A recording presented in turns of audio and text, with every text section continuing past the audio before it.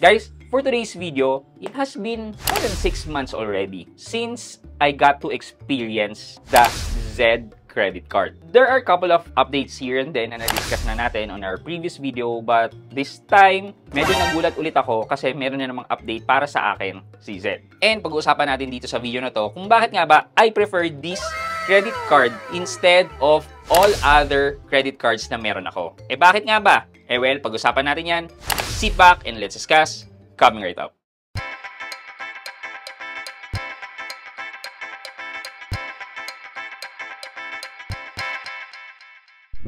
Hi guys, this is Pat and you're in Pat Quintos Review TV. So if you're new to my channel, I do reviews about personal finance na meron akong experience or meron na akong knowledge na ginawa ko na yung videos and playlist na makita nyo dito sa taas. At kung bago ka dito sa channel ko, you may want to consider subscribing to my channel. Okay, so guys, si Z, nakuha ko to around June yata or July. And then, napansin ko na ika-6 month ko na pala or kakatapos lang pala ng 6 month ko. I already paid my dues and ito, running 7 months na. Tapos, napansin ko, nag-email si Z sa akin. This is after my trip sa Japan na. Kasi, nasabi ko nga sa inyo na ang madalas na ginagamit ko dun sa trip ko sa Japan ay itong Z at saka yung East-West na Platinum card ko. And I'll let you know later bakit kasama si Z sa ginagamit ko. So pagbalik namin dito, nakita ko bigla nag-email si Z. Sabi niya, congratulations, we have increased your credit line to 200,000 pesos. Which is, it's not as exciting for me if I get credit line increase from my East-West Platinum, from my HSBC or BPI or Security Bank. Hindi siya ganun kasing saya. Bakit? Sige, sasabihin ko rin yan sa inyo mamaya. But yun, nabigyan ako ng credit line increase ni Z credit card after 6 months of continuous usage ng aking Z card. That's from 150,000 to 200,000 pesos. So, nagsimula ako with Z ng 100,000 pesos and then after 2 months yata, nag-increase ng 150 and after 4 na buwan, nag-increase naman ulit sa 200,000 pesos. So, ito yung reason kung bakit yung Z ang pinipili ko over all of my credit cards. Number 1 is, unlike all of my credit cards, you don't need to worry about yung utilization percentage ng inyong credit card. Na-mention ko na yun dito sa channel ko before For you to have a good credit score na nire-report ng ating mga banks natin, ng mga credit card companies natin, is that you should have a low utilization ng credit card. Ibig sabihin lang nito is hindi natin na ma-max yung credit card. So, ako, I set to it that I only use 30% of my credit limit sa isang card. So, mahirap tumaas pa. Kasi nagkakaroon ng bad impression ang mga credit card companies kapag tumataas na ang utilization natin ng credit card. Yes, kita yun sa kanila, pero makikita nila na medyo tumataas yung risk ng pagpapautang sa'yo. Thus, bumababa ang ating credit score. Now, with Z, hindi natin kailangan isipin ang credit card utilization. Sila pa nga yung nang-eengganyo na gamitin mo ang credit card mo and don't worry about the credit card utilization. Kasi hindi naman nila tinitingnan yung credit card utilization. Ang priority nila is syempre yung makapagbayad ka.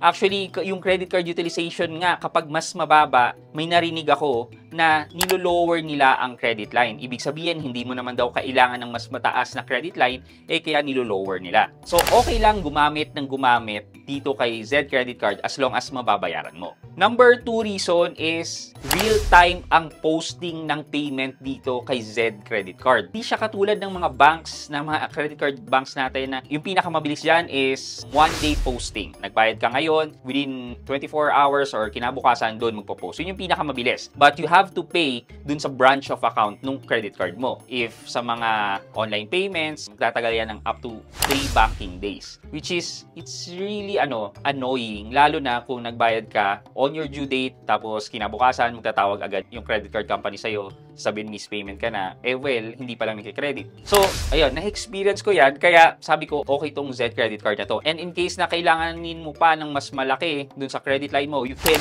pay what you use it, and then pay it again para magamit mo siya ulit. As in, real-time posting ang payment dito. Mako-compare ko to sa payment ni Atome na via InstaPay, well, real-time din nagpapakita yung binayad natin. Number 3 is that the ability to create a virtual card or burner card. This is one of the best feature ni Zed, the burner card, wherein you can create a virtual card na can expire within 24 hours or within one-time use, or basically you can create a credit card sa iba't ibang purpose. Then you can syempre lock and unlock if you're going to use it. Just to show you how I utilize my Zed virtual cards, ganito siya. So yan, so basically this is the basic cards. So default yung virtual card, and then I have created a basic card for Shopee, for Spotify, for Netflix, for utilities, for purchases in Apple App Store, and also for TikTok. Yan, pero nakalock yung karamihan dyan. And then, single-use card, one-time use sa mga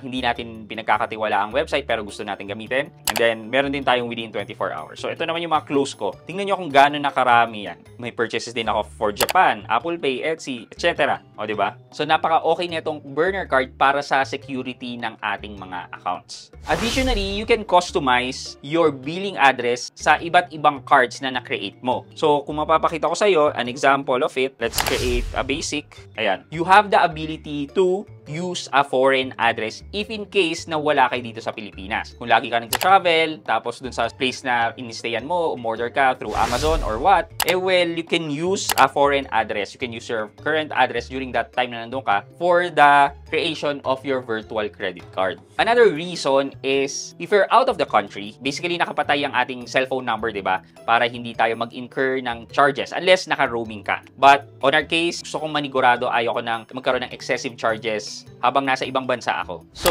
tinurn off ko yung aking line para hindi magkaroon ng signal. However, syempre, when you transact with your credit card to purchase online, purchase tickets from Universal Studio or sa Tokyo Disneyland, so, kailangan ng OTP. So, yun ang problema. Nasa ibang lugar ka, tapos wala kang access or wala kang signal sa number mo, well, anong mangyayari? Syempre, wala kang matatanggap na OTP at hindi magpupush yung transaction na yan. Nasubukan ko to with all other credit card na dala ko and nagpe-fail ako dahil sa OTP. Si Zed, nag-o-offer both OTP sa SMS and OTP rin within the app. So, if inopen mo yung app, makita mo under sa message na nandun yung OTP na nire-require mo. Hindi ko pa na-experience to with all other of my credit cards, but yun nga, sabi ko si Zed, it offers both ways, through SMS and through in-app messages. So, nagpo-push yung transaction ko, purchasing tickets online because of the Zed credit card. Another reason is this is good for international use. Meaning maganda ang exchange rate and at the same time, walang other charges like cross-border fee, foreign currency adjustment. Basically, kung ano yung nakikita kong market exchange rate, for example na lang yung trip ko sa Japan na 0.38 peso ang 1 yen, nung nag-compute naman din ako with Zed is 0.38 din. Just to show an example, itong kinard ko na pagkain which is 2,780 yen, 2,780 yen, i-divide natin yan sa amount, 1,053.79, 1,053.79. Lumalabas na kada 1 peso, meron tayong makuha 2.63 yen. So, medyo malaki siya. Kasi kung i-convert natin yung 1 yen into peso is 1 divided by 2.638, lumalabas na 0.379 lang ang equivalent to peso ng 1 yen. Ibig sabihin nito, mas marami ang value ng pera ko. So, yun yung reason kung bakit isa si Zed ang madalas na ginamit ko on our international trip. Last but not the least is indiscipline. Pwede nyo akong sabihin, Hipokrito naman yan ang discipline. well, ganito kasi, I have 4 other cards. I have East West, HSBC, BPI, Security Bank, and all of my cards are all current, paid in full. However, bakit si Zed ang ginagamit ko? With these cards kasi, nandito yung temptation na, Ay, convert ko na lang to installment. Ay, bili na lang ako ng item for installment. yung mga ganon. Thus, lalo lumalaki ang aking total amount due every time because may mga installment na nadadagdag. Kahit mga hindi naman importanteng bagay na bibili ko because of the installment na ino-offer ng mga cards. Akala ko lang simula na okay lang yan kasi na-spread through months yung mga purchases ko. Pero as time goes by, dumadami yung mga installment mo, lumalaki din ang total amount due mo. So, sabi ko, I have to be disciplined on this na i-straight purchase ko. Pagkatapos ko yung straight purchase, babayaran ko rin kaagad. yun ang bentahe ng Zed credit card. Pinipilit ka niyang bayaran ka agad. Within 5 days after ng cut-off mo, kailangan mo nang bayaran ka agad. It creates a discipline sa pera na uy, lumalagpas na ako sa allowance ko sa paggamit ng card. Kailangan tipid-tipid muna. yan. Kasi, yun nga, within 5 days lang. And, ito yun, kapag sumobra ka doon, na-late ka ng payment, papangit na yung record mo. I'm not sure kung may mga consideration sila kasi hindi ko pa na-try. Pero I don't want na ma-experience yun kasi ayaw masira yung, yung relationship ko with Zed because of the benefits na natatanggap ko. So far, so good. Those are the reason why I still keep using my Zed credit card versus all of my other credit cards. For our question of the day, how do you keep yourself from spending using your plastic card without thinking so much? Let me know sa comment section sa baba at may chance kayong manalo ng 1,000 pesos sa ating weekly GCash giveaway.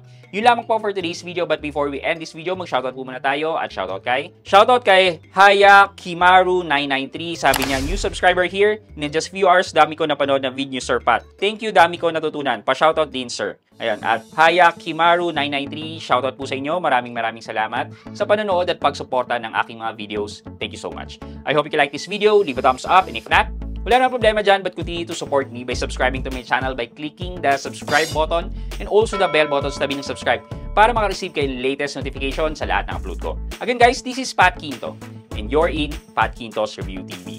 Bye-bye!